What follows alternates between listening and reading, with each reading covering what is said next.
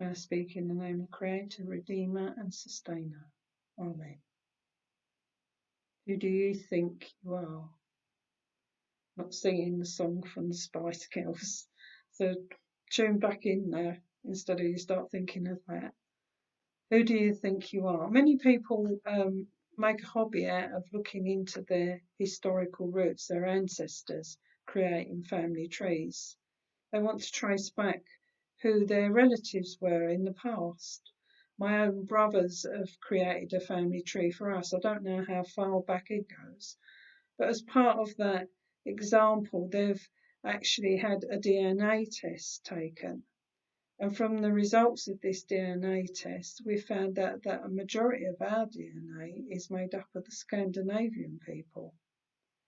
That sets my imagination off, and I'm thinking about that our ancestors were probably the Norsemen, maybe the very brave, courageous mariners who travelled across the seas and discovered new lands, maybe even America. Or were they the marauding horde that came to this country? Or maybe they come to this country and settled here, and maybe that's why my DNA is made up of mostly Scandinavian DNA. We don't know, it just sets our imaginations off. And maybe we're trying to work out what sort of people we are, and maybe that's influenced us in some way along the line. I don't know. Historical roots do become very important to many people.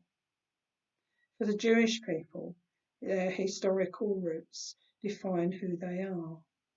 It's the history of their relationship with God and the community around them. They can trace their generations back all the way to Adam and Eve. And then there's this long journey through the Old Testament of how that relationship with God develops and it defines them as a people. They are the chosen people of God. So Jesus is a Jewish person, and his history would have influenced everything he did. It was important to him as it should be important to us. So when Paul is writing to the Romans, he's reaffirming this history to the Romans.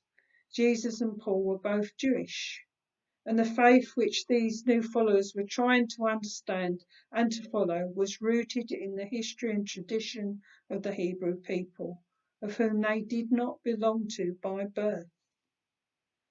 Paul continues to tell them about Moses and the prophets and how much they can learn from this history. But he also affirms to them that they also are the chosen people of God.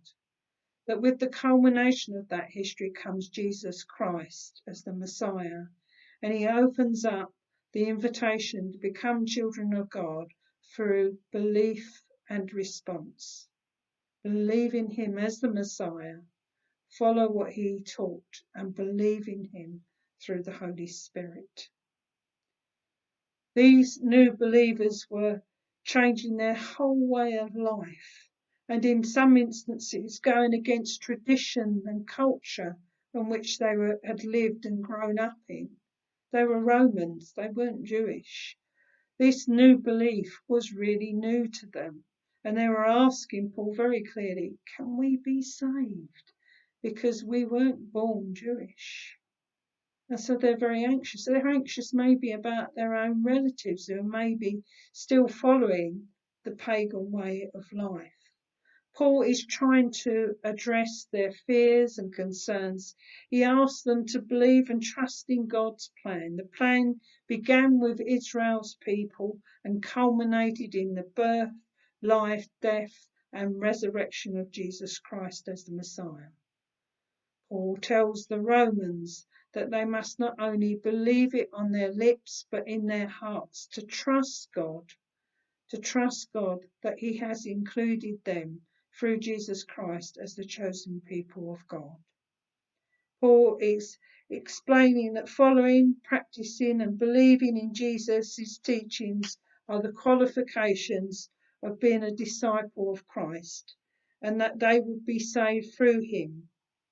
It was no longer to do with birthright, but response. So they can define who they were through following Jesus as a disciple. That's who they were. That's how they needed to define themselves, as followers of Jesus. They wouldn't have been called Christians then, but new followers of Jesus. In the story today, in the Gospel, we have another instance of when the disciples are trying to define who they are. This happens just after the feeding of the 5,000 people. Jesus has taken himself off to have a bit of space and time, and the disciples have got into a boat onto the Sea of Galilee. Maybe they're having a bit of time out as well, a bit of space set aside, so that they could relax after the journeys that they have made. Maybe it's a time for them to reflect on who they are as disciples of Christ. After all, they've witnessed many things. They've left home, family, friends. They've travelled with Jesus. They've seen him perform miracles. They've seen him change lives. It must have been quite overwhelming when they started to think about what had happened. Maybe they wanted to go back to something that they're familiar with, fishing. They understood this. This is what they used to do before. This wasn't new. This wasn't scary. Unfortunately, it did become scary. We hear that on the Sea of Galilee, the waters become choppy. Well, as a student, I visited the Holy Land and I visited the Sea of Galilee. And I tell you what, one minute it was calm and the next minute the waves were heaving. So I can quite honestly believe that one minute was calm and the next minute the disciples were in fear of their lives. They'd gone back to what they were familiar with, being fishermen, but it was still scary. There's no saying that, of course, that they could swim, so maybe they really felt their lives were in peril. Jesus sees that they're in trouble and he comes out and meets them by walking on water. Peter sees what he's doing and he's amazed and he asks that he can do the same. So he steps out the boat and begins to walk on water. I want to repeat, Peter walked on water. Then suddenly he becomes uncertain. Maybe he wonders what on earth is he doing? How could someone like him do something like this? His faith fails him and he begins to sink. Again, we don't know whether he could swim. We make an assumption. Many mariners over the centuries have not been able to swim, and yet they've still gone out on boats and ships. Amazing when you think about it. So Jesus reaches out and saves him, and he saves the others as well. But then there comes the rebuke about their faith. After all they'd witnessed, they still didn't believe that they would be saved. They deflect Jesus' words by calling him the Messiah. And we know as time goes on, they seem to forget that again. Who are these men, the disciples? Well, they're ordinary folk being called to do something extraordinary. And you can't wonder at it that sometimes their faith fails them. We're all called to do things when we feel that we're in choppy waters. And it's sometimes difficult to trust that God will see us through. But Jesus promises us that if we step out in faith, he will not only support us, but save us through the times ahead. Who do you think you are? We're all different things, aren't we? And life can define who we are, what opportunities we have. But our faith teaches us that we can go beyond our fears and our restrictions and become something new, something whole through Jesus Christ. When I first came here, and I was licensed to this parish, just before then, I went to the St James Spring Fair. One of the things that has defined me in my life is my fear of snakes. And when I was a child, it stopped me seeing so many things, because whenever we went to the zoo, and London Zoo is magnificent if you ever get a chance to go there, I refused to go in the reptile house because I was afraid of snakes.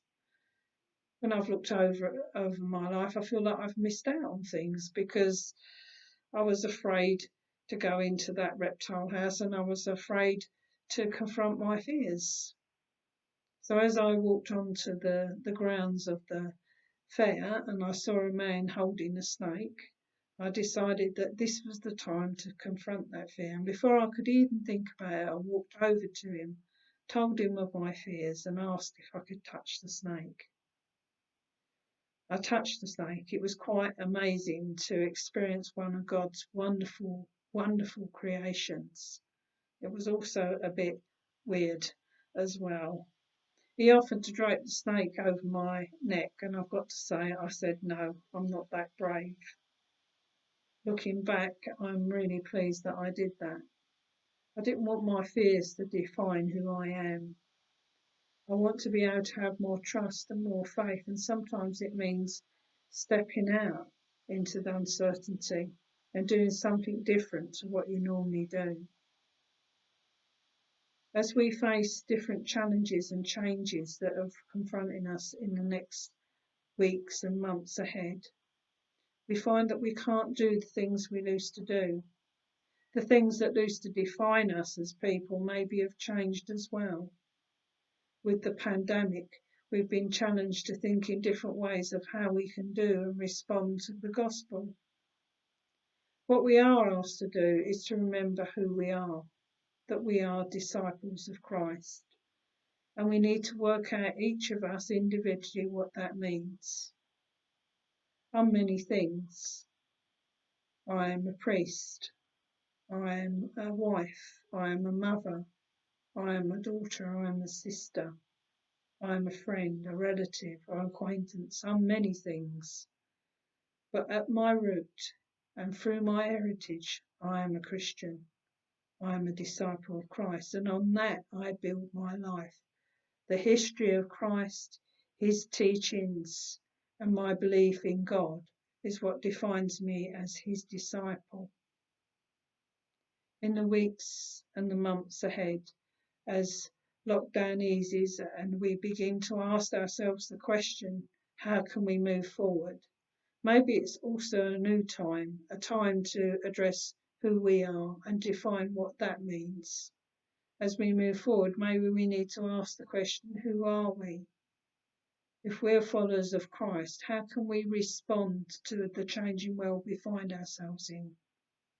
We can retreat in fear, or we can have faith and trust in God and step out and know that if it's choppy waters, God will be there to save us. And it might take us to new places and allow us to do new things because God is with us. We do not need to be afraid. Amen.